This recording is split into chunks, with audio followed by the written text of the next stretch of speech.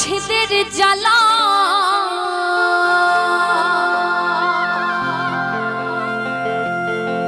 হয়তো আমি বাঁচব না